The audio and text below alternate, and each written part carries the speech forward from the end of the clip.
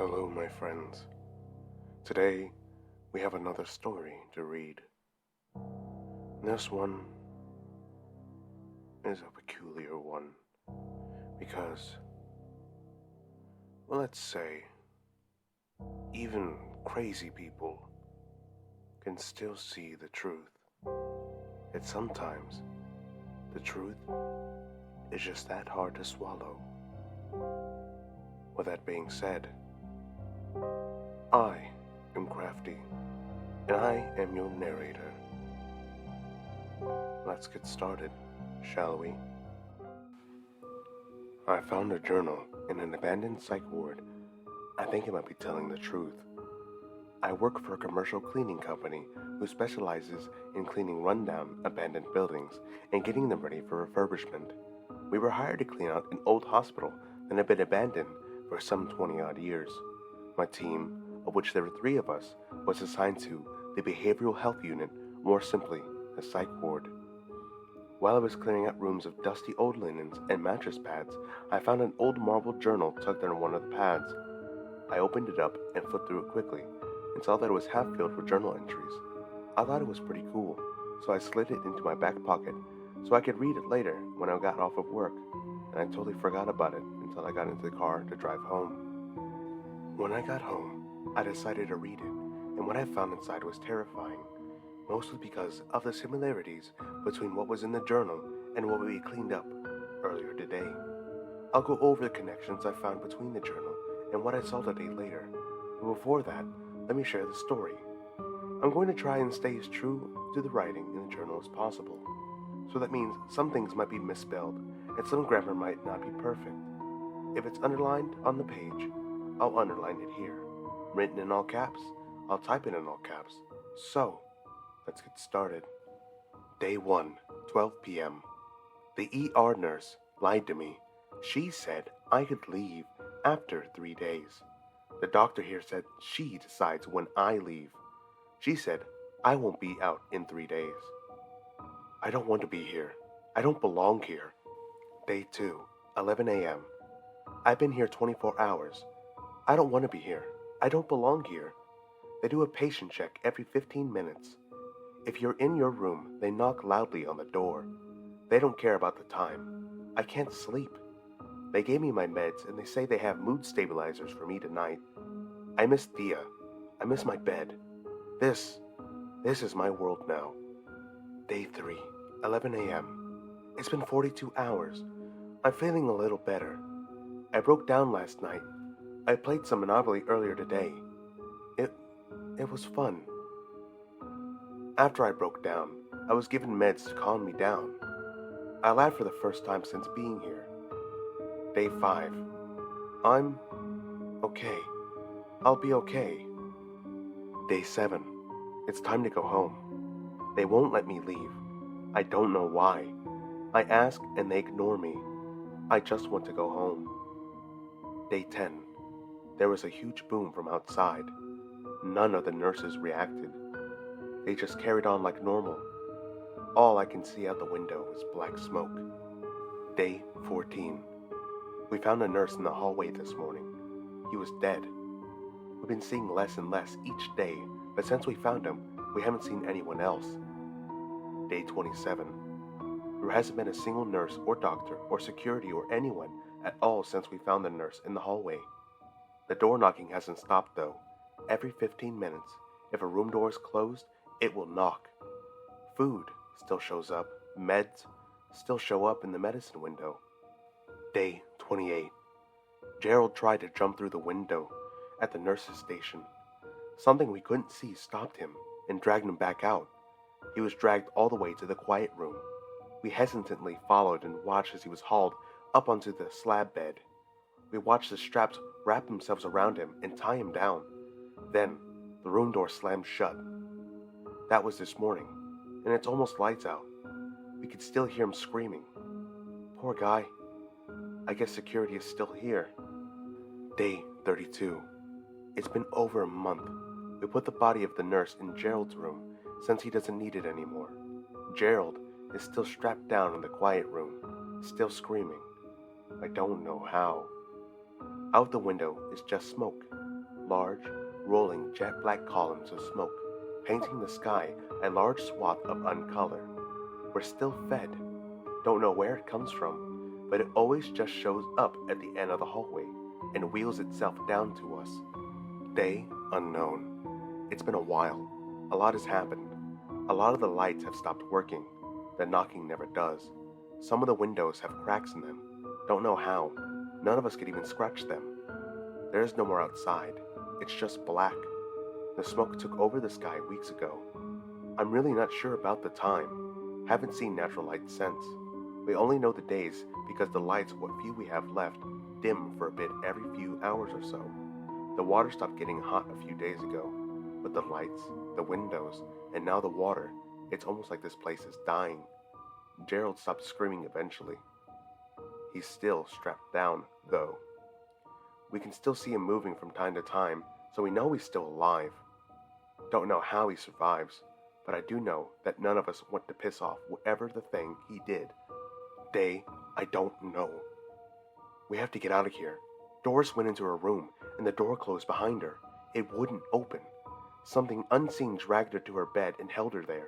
We watched as the bed made itself with her in it.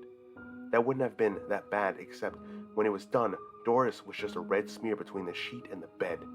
There's not even a bulge where her body is. She's just gone. The door stayed closed ever since. No one is brave enough to go into their own rooms now. We're all just staying in the day room now. It's been a few days. I lost this book for a bit. It's not that strange. Stuff sometimes goes missing here. We just assume the housekeepers got it.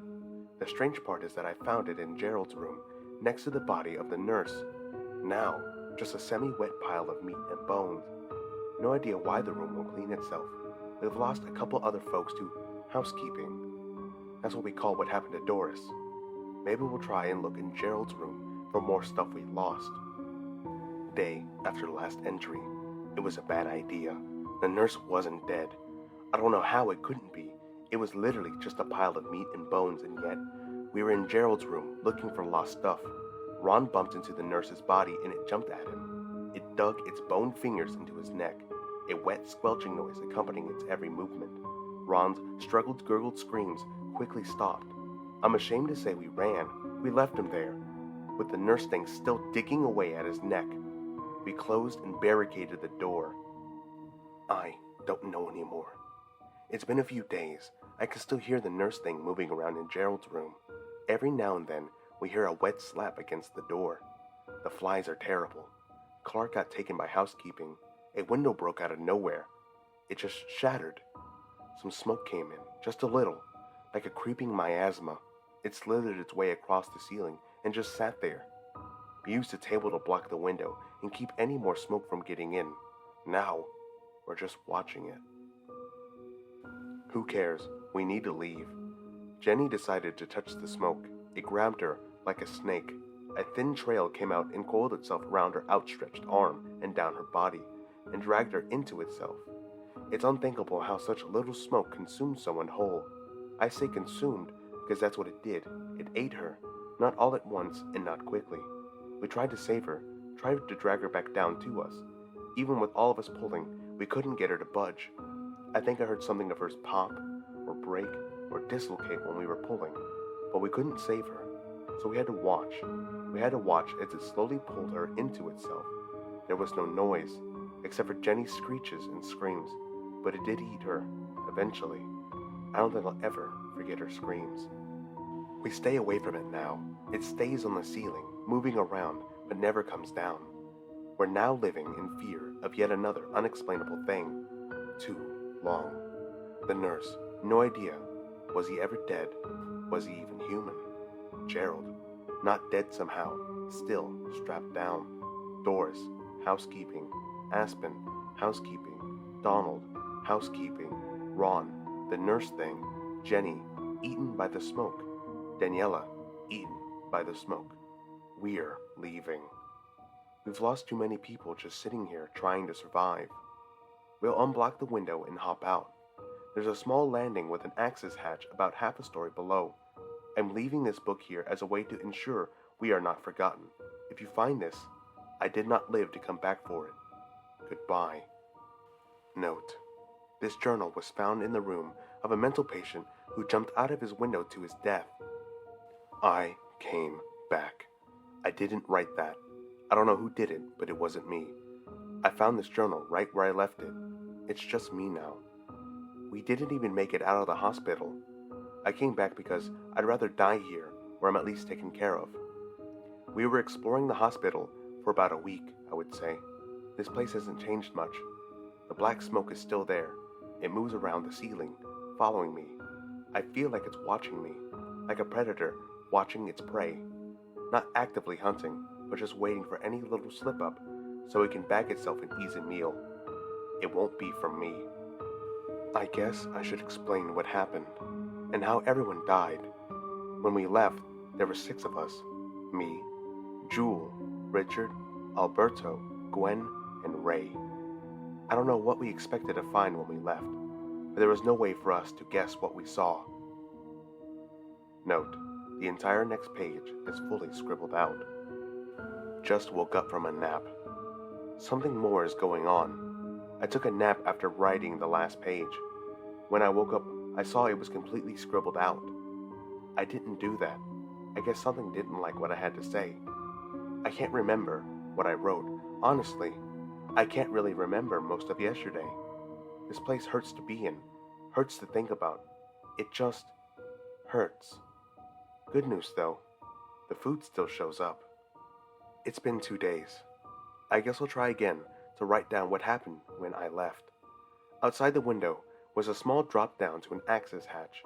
We quickly filed out and fell down. I couldn't help but notice no more smoke made its way through the window.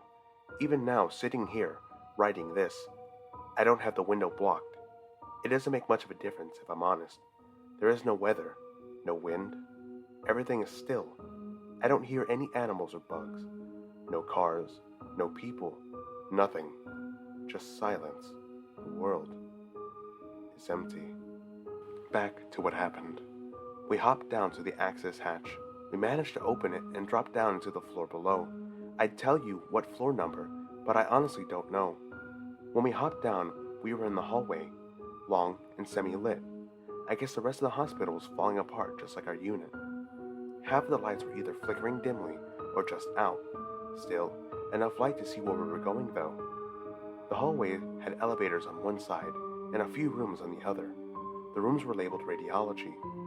1, 2, 3, and so on. Throughout the entire hall was a low humming and beeping, the sound of medical equipment left on. Being all too familiar with house cleaning, we didn't dare go into any of the rooms. Gwen wanted to take the elevator, but the rest of us said no. There's no telling what horror that would have led to. I had to go throw up. I caught a whiff of the smell. I don't want to think about where it came from. Richard and Jewel. Where we stood in the intersection, surrounded by potential monsters, we had no idea how long these things could last like they were. Hell, they were literally half rotted. Once we found our nerves, we decided to move on. It's honestly a miracle we hadn't bumped into a pile before then. Our luck couldn't last forever though. In the dark confines of a particularly tight hallway, Richard lost his balance and ended up stepping on a meat pile. It instantly rose up and swallowed him, more an amorphous blob of meat and bone than anything resembling the human form. His scream was quick but loud enough to wake the dead. Unfortunately, I don't say that as an expression. Apparently, noise also sets them off. 2 more of the meat blobs suddenly launched themselves at the closest person. Jewel was gone in an instant, the blobs fully enclosing her before she could even scream. Richard was a bit slower. We watched as whatever bones the blob had forced their way into and through him, a long bone through his neck, what looked like maybe fingers digging into his gut, a couple of ribs into his thigh, on and on. We watched in horror for what felt like hours, too scared to move. When he finally stopped moving, we managed to collect our senses and run. Gwen. A few days later, we had moved a few floors down via the staircase. We were never able to take just one the entire way. There was always a blockage forcing us out into the hospital proper, through more halls and rooms we weren't sure we would make it out of. Gwen was leading us through a hall. She She took a turn and we all heard the faintest squeak and then nothing. We waited around the corner for a while before carefully peeking our heads out. About a foot from where the wall turns was a massive wall of black smoke, floor to ceiling, wall to wall. There was no way through. Gwen must have walked right into it, gone before she even realized it. Poor girl. Ray had the worst fate of anyone, except maybe Gerald. Ray was leading the remains of our group, just Alberto, myself, and Ray, through the kitchen.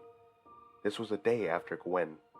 As we were walking through the kitchen, past stoves and burners and rotten food, Ray saw something on the counter. I still don't know what, and he reached for it. His hand was cut in half, all 4 fingers gone at the knuckle. Next, the skin on his arm was peeled off, like a skin on a fish. He watched his arm get sliced into small sections, unable to move. Alberto and I tried pulling him away, but we couldn't. Alberto was just unlucky. After what happened to Ray, we decided to just go back to our unit. It was all too much. Alberto and I quickly backtracked. A few days later, we found a stairwell that said BHU/psych. We were almost back. Running up the stairs, Alberto didn't notice a blob on the next step up. He stepped right on it. Of course, it launched itself at him. It ended up tackling Alberto over the railing and down into the empty central column of the stairwell. They fell, Alberto and the blob. They fell for what must have been 10 stories. Of course, we could not have been that high up. I watched them tumble down, the blob ripping chunks out of Alberto. Then I noticed what was at the bottom, a rolling, bubbling, almost boiling pool of the black smoke. All the way down, Alberto and the blob were plummeting towards it. Alberto fell in it quietly. The meat blob fell in and everything was the opposite of silence. How I got back. I guess these things don't like each other. When the meat blob fell into the black smoke, at first there was a blinding light. I can't describe the color. It was beyond white. That's all that comes into mind when I try to recall what it looked like. Beyond white is the best I can do. With the light came the noise, deafening, the sound of flies, buzzing so loud I couldn't hear myself scream. I was lucky to open my eyes quickly enough to see the black smoke rocketing up towards me. I quickly threw myself back against the wall as the black smoke shot up past me and continued on upwards, filling the central column. I admit, it took me longer than I'm proud of to regain control of myself. The light, the noise, the powerful wind from the rush of the smoke. It was almost too much. I felt the smoke glaring at me. It was angry. It wanted to eat, but it was hurt. If I was more of an action hero, I would maybe do something with that information, but I'm not. So I ran. I ran up the stairs as fast as I could. I ran through the door marking floor 3. I ran through the halls, following the signs for the behavioral health unit, thinking whatever power above that all these doors were unlocked. I crashed through the twin doors leading back to where this all started. I collapsed onto the floor, finally feeling some semblance of safety. I don't know how long I was out for. I only realized after I woke up, all the doors that were unlocked, they all locked behind me as I ran. Now, I'm stuck here again. It's been a few days. I'm alone. Gerald is still here, of course. He's still strapped down. He's little more than literal skin and bones now, but he's still moving. The water is still cold. The window is still broken. The smoke still follows me. The food still rolls down the hall towards me. I did learn something through all of this, though. The realization of false hope is more damaging than no hope at all. So for now, I'll just live here with no hope of getting out. I'll be okay. That's the whole thing. Pretty creepy if you ask me. When I was cleaning up earlier today, I noticed the ceiling was smudged with a lot of black stuff. Windows were cracked, with one window leading to an access hatch broken open. In the solitary hold rooms, I guess that's what the writer called the quiet rooms, there was one bed with its straps tied down. Nothing on the bed though. A few of the rooms had linens that were completely stained with something. Honestly couldn't tell you what. Walking through the hospital, I also noticed a lot of stains on the floor. I can't say for certain, but I've had to clean up dead bodies before, and the stains in the hospital looked exactly like the kind of stains a body leaves when it sits and rots for a long time. After reading that and comparing what happened in the journal with the kind of mess I found, I'm honestly considering calling out tomorrow. Maybe even just call out for however long it takes to finish cleaning that hospital. I don't know about you, friends, but I would certainly call out. Remember to like, share, and subscribe to the channel. Follow me on Instagram at CraftyTheTeller. For now, stay safe, friends, and maybe you should go check on the sound you heard.